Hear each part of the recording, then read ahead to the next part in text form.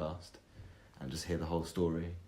But you'll get an understanding of how it plays if you listen to Be prepared though, the episodes are long. They're like, the sessions for D&D last between 3 to 4, 5, possibly more hours, so... But I mean, if you listen to it as a podcast while you're at work, it's... Yeah, and if you listen to bits of it on your travel, you know... it'll get you through your day. Yeah, you got like 4 hours worth. Yeah. And there's so many episodes. But yeah, it's really good fun, man. Like, you'll play next time you're about when we're playing. Yeah. I'll be a guest character. Yeah, winning. But mate, it's such a good way to get your imagination going as well. Because I think a lot nowadays, so much computer games and graphics is so good now. Yeah. That imagination isn't needed. Like VR and stuff. Yeah. As good as it is, it's not as powerful as our imagination. Yeah. And I think if we don't use our imagination, if you don't use it, you lose it. You lose it. So it's a good way to. Yeah. And it's improvisation. It keeps you on your toes. It's fun. It's like playing World of Warcraft, but instead of having to go on a computer, you're playing it live with dice and with other people. It's social. So yeah, it's cool. It's cool, man. But I will give you a shout when I have an Instagram and a page set up for the campaign and stuff, so that people can follow it. Instagram gonna blow your mind.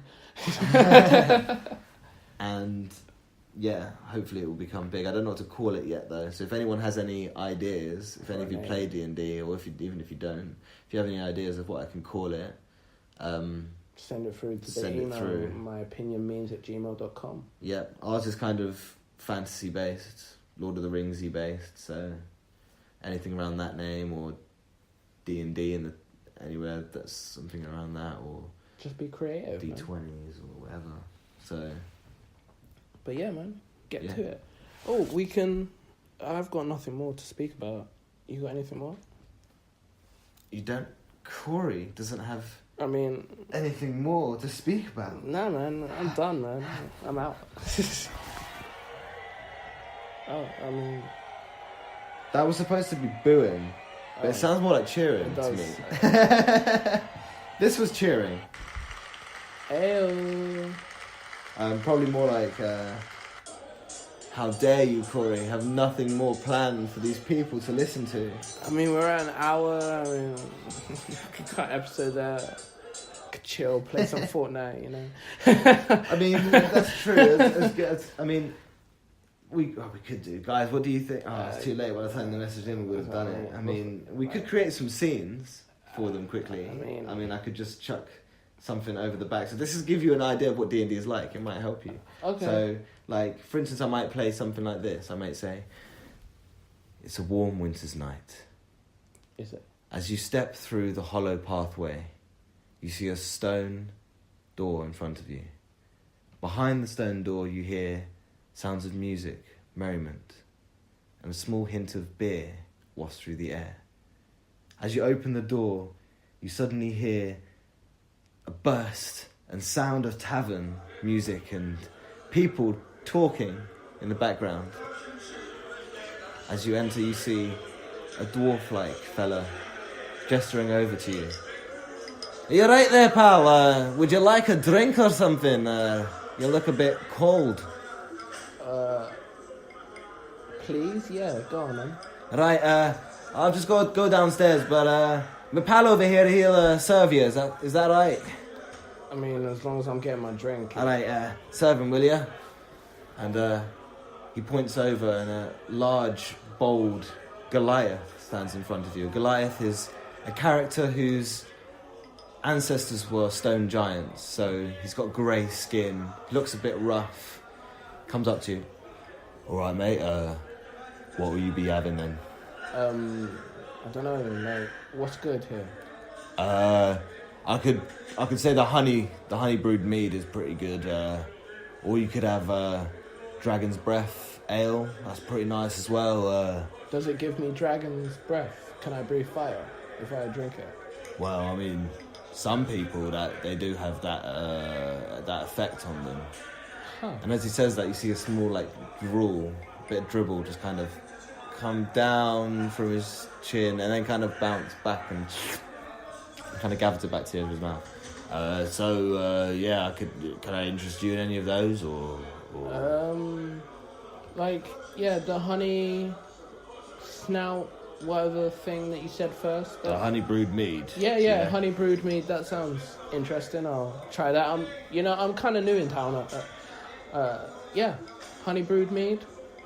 Perfect. Well, I'll get the honey brewed mead ready for you then. Oh, and as he turns around behind him, you see a big casket being like emptied into a large tankard, and in the background you hear someone playing like music.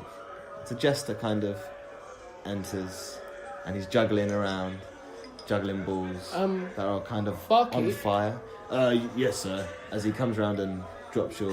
Does this kind of thing happen every day? Like this jester dancing and this music? Well, yeah. He comes in and just tries to, make a bit of money here and there. He's a bit magic, as you can see. And he points over to juggling balls, and as you see, the juggling balls aren't actually balls; they're flames and bits of coloured lights and ice, it's like floating and juggling in the air. Do you think that guy has an apprentice? I'm not sure actually. He often says that he's willing to take on anyone who wants to help him, and he'll teach them his wares. But people just think he's a bit crazy and don't really want to speak to him that much. So. Fantastic. He sounds like my type of guy. Thanks for the drink, man. Actually, can you get me another one? Of course I can. And he turns around and kind of fills you another one.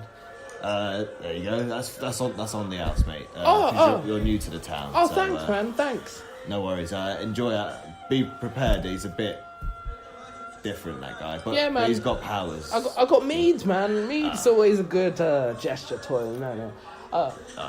Cool. Let me just head over there then. And as you waddle over to the fella, you realise that the music is getting louder and louder as it kind of emanates from the objects in the air that he's floating and juggling around. The music's coming from them. That's sick. Hey, guy. Sorry to interrupt your routine. Yes. I brought you over a mead. I want to talk to you. Mead? Yeah, man, mead, man. What kind of mead? Honey brewed mead? Yeah, I think that's the stuff, man. Honey brewed mead. Perfect. Yes. Yeah, take and some, he man. Reaches over and kind of grabs it, but as soon as he holds it, his lips go instantly to it, and he's... Oh, honey brewed mead is perfect for me, yes. So, I was talking to the barkeep, and he was saying that you may be looking for an apprentice. Yes, apprentice? You want magic?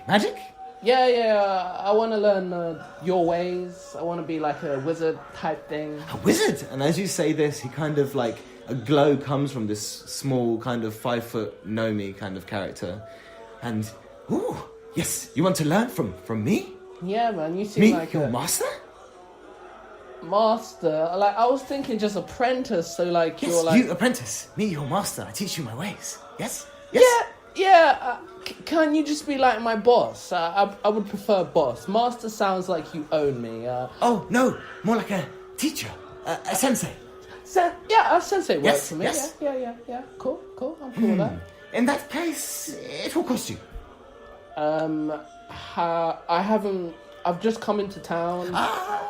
And as he says that, he wanders around you, and I sense a great aura about you. Yes, And as he looks at you, he kind of smells the air around you and clicks, and he throws some dust, and as the dust goes in the air, it kind of ignites on fire and falls around you. You have strange elements. Yes, I can teach you for a price. You must sign here. And he holds out a book in front of you. Okay, but what is it in here, the price, or are you gonna tell me the price? The price is you sign, and you learn magic. Yes. But what's it cost me? Like what is this contract I'm signing? What am I signing away? You will forever have the power of magic. You can never get rid of magic, and that is the only thing I will say about it. And then the music kind of comes back. Oh, I mean, sounds good, I guess. Good, yes, but sometimes bad. I mean, I don't mind the bad side. And he hands over a piece of paper on the book, and you scribble down. Yeah, man. Back where I'm from, I don't know if you've heard of Earth, maybe? Yes. Like, The Earthlands, yes. they say there's a story about this guy called Harry Potter, but a friends of mine, he knows him, and he's real, and he like went to some sort of school where And as you're speaking, you're finishing writing your signature, and then suddenly, nothing is around you. The walls have gone, the man is no longer there, and you're standing in the middle of a forest, and it's really, really dark. And then you hear a, magic, yes, hello? yes, magic is here. I'm in your head. Yes, I teach magic, yes. Okay, but how am I going to learn if you're in my head? I will teach you now. Here, yes. This is your safe Earthland. And as you look around, it kind of reminds you of a park you used to play in at home. And the more you think about it, the more it kind of looks like that place when you were younger. This kind of looks familiar. Yes, safe. Magic, safe. Okay, yeah, safe. Cool. Yeah. Now, think magic. What exactly about magic do you want me to Just think? close eyes and think. And as you start to think, you realise it starts to get quieter and quieter, darker and darker, until you can't really hear anything anymore, apart from horse and cart. Where the fuck are we? This is the road to magic. The road to magic. Open your eyes. And as you open, you see you're sat on a cart with the gnome guy next to you. Yes, road to magic. A physical road. But you couldn't see the magic before having it, so you close your eyes and poof, now we're here. Oh, okay. I guess that makes sense. Kind of. As you go towards a distant light kind of glows from, like, you think it's a city.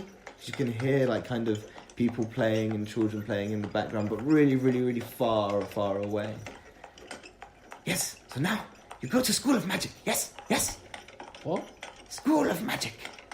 Is this like Hogwarts? Like I was just about to tell you about. You learn magic at a School of Magic in Citadel of Magic. Citadel of Magic. As you say that, you pass through this kind of barrier. So now you can see you're in this massive city, and it's full of like kind of floating houses and buildings that kind of have people on top of those lands practicing craft and wizardry and yes, pick land and practice. Okay. I'll pick that one over there, the weird shaped rock. Yes. So the horse and cart kind of veers to one side and it heads towards the kind of, did you say a rock that you wanted? Weird shaped rock? The weird shaped rock. Yeah. Okay.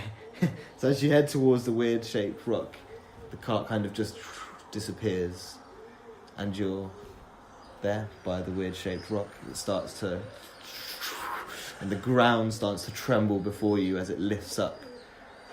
Just you and your sensei rising about 7 feet above the ground. Now, cast magic! And that's where we're going to end today's session.